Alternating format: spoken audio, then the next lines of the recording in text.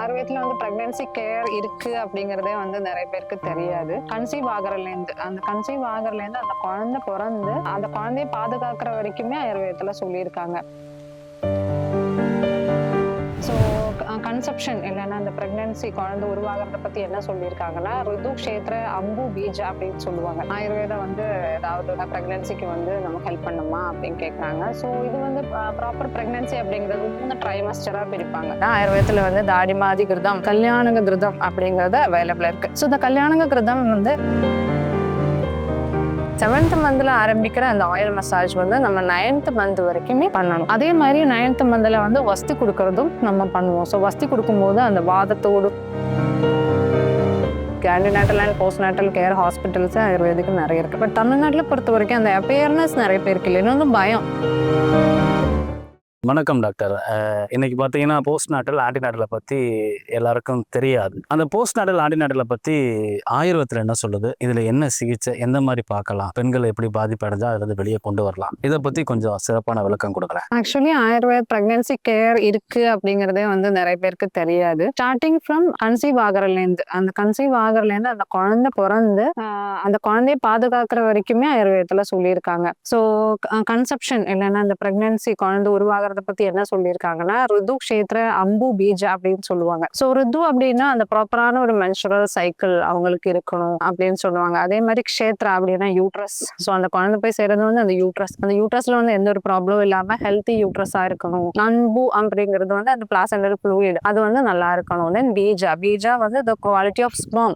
So இதை பத்தி எல்லாமே வந்து ஆயுர்வேதத்துல ரொம்ப கிளியர் கட்டா வந்து நம்ம ஆச்சாரியாஸ் வந்து எத்தனாயிரம் வருஷத்துக்கு முன்னாடியே சொல்லியிருக்காங்க. பட் யாருமே அது ப்ராக்டிக்கலா வந்து ஃபாலோ பண்றது கிடையாது. பட் இப்ப ரிசென்ட்லி வந்து இது ஒரு கேரளா எல்லாம் பார்த்தாங்கன்னா அந்த ப்ரீ கன்செப்ஷனுக்கு வந்து அந்த ப்ராப்பரா கிளென்சிங் எடுக்கிறது, யூட்ரஸ் வந்து ஹெல்த்தியா வைக்கிறதுக்கு வந்து நெய் எடுக்கிறது, தென் வந்து டீடாக்சிஃபிகேஷன் பண்றது, அதே மாதிரி மேல பொறுத்த வரைக்கும் அந்த ஸ்பெர்ம் குவாலிட்டியை இன்க்ரீஸ் பண்றதுக்கு வந்து மெடிசின்ஸ் எடுக்கிறது, டீடாக்சிஃபை எடுக்கிறதெல்லாம் இப்ப பண்ண ஆரம்பிச்சிருக்காங்க. பட் அந்த மாதிரி ஆயுர்வேதத்துல இருக்கதான் செய்யுது. ஆன்டிநாட்டலை பத்தி ஆயுர்வேதம் என்ன சொல்றது, அதை பத்தி கொஞ்சம் விளக்கமா சொல்ல முடியுமா டாக்டர்?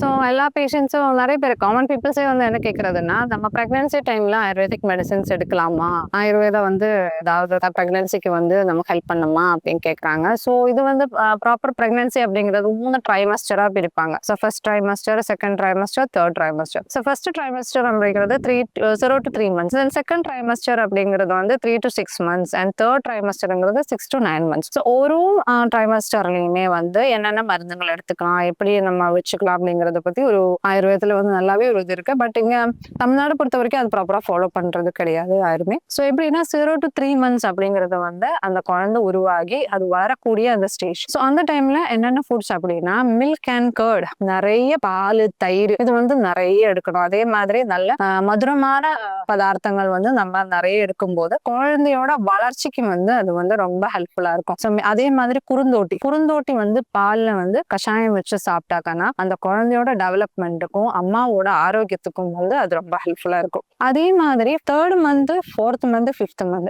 ஸோ இந்த டைம்ல வந்து ஹார்ட் டெவலப்மெண்ட், போன் டெவலப்மெண்ட் இதெல்லாம் நடக்கக்கூடிய ஸ்டேஜ். அப்போ வந்து நம்ம நிறைய நெய் எடுக்க ஆரம்பிச்சிடணும். ஸோ அது வந்து நம்ம டைஜஷன், நெய் அப்படிங்கிறது வந்து கொலஸ்ட்ரால் அப்படிங்கிறது அப்படி கிடையாது. ப்ராப்பரா நம்ம அந்த பியூரிஃபை பண்ணி எடுக்கிற அந்த நெய், அந்த கௌகி அப்படின்னு சொல்றது பசும் நெய், அது வந்து நமக்கு ஆரோக்கியம் தான் கொடுக்கும். அதே மாதிரி டைஜஷனையும் இம்ப்ரூவ் பண்ணும். ஸோ நெய் வந்து நிறைய நம்ம சேர்த்துக்கலாம். நல்ல சூடான சாப்பாடுல வந்து ஒரு ஸ்பூன் நெய் போட்டு எடுத்துக்கிறது ரொம்ப நல்லது. அது இல்ல எனக்கு அந்த மாதிரி எடுக்க முடியல அப்படின்னா ஆயுர்வேதத்துல வந்து தாடிமாதி கிருதம், கல்யாணக கிருதம் அப்படிங்கறது அவைலபிளா இருக்கு. ஸோ இந்த கல்யாணக கிருதம் வந்து நம்ம ஹெல்த்தையும் இம்ப்ரூவ் பண்ணும். அதே மாதிரி குழந்தையோட மூல வளர்ச்சி அதுக்கும் வந்து ரொம்ப உதவியா இருக்கும். ஸோ இதெல்லாம் எடுக்கும் போது அந்த குழந்தையோட வந்து ஓவரால் டெவலப்மெண்ட்டுக்கு இது வந்து ரொம்ப ஹெல்ப்ஃபுல்லா இருக்கும். 5th monthல என்ன பண்ணலாம் அப்படின்னாக்கா பால்ல வந்து சீந்தில் போட்டு எடுக்கிறது வந்து இம்யூனிட்டி அதிகரிக்கிறதுக்கு வந்து ஈவன் அம்மாவுக்கும் சரி குழந்தைக்கும் சரி இம்யூனிட்டி அதிகரிக்கிறதுக்கு வந்து அது வந்து ரொம்ப நல்லதா இருக்கும். தென் அடுத்து வந்து 7th, 8th, 9th month. So 7th monthல வந்து அம்மாவா இருக்கிறவங்க வந்து ஆயில் மசாஜ் ஆரம்பிச்சிடணும். ஏன்னா அபான வாதம்ங்கிற ஒரு வாதம் தான் ஆயுர்வேதத்தை பொறுத்த வரைக்கும் குழந்தை வந்து வெளியேறக்கும் அதோட வளர்ச்சிக்கும் லாஸ்ட் வந்து அந்த நார்மல் டெலிவரிக்கும் வந்து அதை ஹெல்ப் பண்ணும்னு சொல்லுவாங்க. ஸோ அந்த அபான வாதத்தை வந்து சீராக்கி வைக்கிறதுக்கு வந்து நம்ம வந்து ஆயில் மசாஜ் ஆரம்பிச்சிருவோம். 7th monthல இருந்து நம்ம ஆரம்பிச்சிருவோம். ஸோ நம்ம வர சொல்லி ஃபுல் பாடி மசாஜ் கொடுத்து அவங்களுக்கு ஒரு விதமான ஒரு ஹெல்த் டெவலப்மெண்ட் பண்ற மாதிரி கொடுப்போம். ஸோ அதுக்கு வந்து நார்மலி யூஸ் பண்றது வந்து ஆயுர்வேதத்துல தன்வந்திர தைலம் அப்படின்னு சொல்லுவாங்க. ஸோ இது வந்து ரெகுலரா இல்ல இப்ப கேரளால பார்த்தீங்கன்னா ரெகுலரா ஃபாலோ பண்ணக்கூடிய இன்னும் நிறைய ஆயில்ஸ் வந்து அவைலபிள் இருக்கு. 8th 9th மந்த்ல வந்து பால்ல வந்து தண்ணீர் விட்டான்களாங்க வந்து கஷாயம் போட்டு குடிக்கிறது வந்து ஓவரால் டெவலப்மெண்ட்டுக்கும் அந்த வந்து ஈஸி லேபர் நார்மல் லேபர் ஆகுறதுக்கும் வந்து ரொம்ப ஹெல்ப்ஃபுல்லா இருக்கும். அந்த 7th மந்த்ல ஆரம்பிக்கிற அந்த ஆயில் மசாஜ் வந்து நம்ம 9th மந்த் வரைக்குமே பண்ணணும். அதே மாதிரி 9th மந்த்ல வந்து வஸ்தி கொடுக்கறதும் நம்ம பண்ணுவோம். ஸோ வஸ்தி கொடுக்கும்போது அந்த வாதத்தோடு பிரச்சனைகள் எல்லாம் குறையும். ஈஸி லேபர் வந்து ஹெல்ப்ஃபுல்லா இருக்கும். ஸோ இதெல்லாம் பண்ணும்போது நம்ம எய்ம் பண்றது என்ன அப்படின்னா ஒரு normal delivery and proper health வந்து அம்மாவுக்கும் குழந்தைக்கும் வந்து கிடைக்குமா அப்படிங்கறத நம்ம எய்ம் பண்றோம். கிடைக்குமா இல்ல நல்லபடியா கிடைக்கும். இது வந்து எல்லாரும் பயனடையும். ஏன்னா வந்து இன்னைக்கு எல்லாருமே மாற்று சிகிச்சை போறதுனால நம்மளோட பாரம்பரிய சிகிச்சையா இருக்க ஆயுர்வேதத்தை யாருமே வந்து டிமாண்ட் பண்றது இல்லை. ஏன்னா 4443 வியாதிகளுக்கும் சிகிச்சை இருக்கு. எல்லாரும் பயனடையும். அதாவது போஸ்ட் நாட்டல் ப்ரீ நாட்டலை பத்தி இது வரைக்கும் யாருமே ப்ராப்பரா விளக்கம் கொடுத்ததில்லை. நீங்க உங்க அனுபவத்துல ஏதாவது இந்த மாதிரி சிகிச்சை பார்த்தது உண்டா? கேரளால பொறுத்த வரைக்கும் அது ரெகுலரா அது வழக்கமா வர்றாங்க. ஸோ ஈவன் ஹாஸ்பிட்டல்ஸே வந்து அந்த மாதிரி இருக்கு. ஆன்டிநேட்டல் அண்ட் போஸ்ட் நாட்டல் கேர் ஹாஸ்பிட்டல்ஸே ஆயுர்வேதிக்கு நிறைய இருக்கு. பட் தமிழ்நாட்டில் பொறுத்த வரைக்கும் அந்த அவேர்னஸ் நிறைய பேருக்கு இல்லை. இன்னும் பயம், சரி இதெல்லாம் எடுத்துட்டாக்கன்னா நமக்கு ஏதாவது ஆயிடுமோ, ஏதாவது ப்ராப்ளம் வந்துடுமோ அப்படிங்கிறது. அது இதுவும் இங்கேயுமே வந்து பாரம்பரிய முறையில இருந்த ஒண்ணுதான். பட் அதை வந்து மறந்துட்டாங்க அவ்வளோ. கேரளா இப்ப கர்நாடகால கூட அவங்க ஃபாலோ பண்ண ஆரம்பிச்சிட்டாங்க. ஸோ அந்த மாதிரி ஏரியால இன்னுமே அதை ஃபாலோ பண்ணிட்டு தான் இருக்காங்க. ஸோ இது வந்து நீங்க அலோபதி போனாலுமே சப்ளிமெண்ட்ஸ் எடுத்தாலுமே நம்ம இது வந்து என்ன சொல்றது ஆட் ஆன் மாதிரி நம்ம அதை யூஸ் பண்ணும்போது உங்களுக்கு வந்து ஓவரால் ஹெல்த்துக்கு வந்து நல்லா இருக்கும்.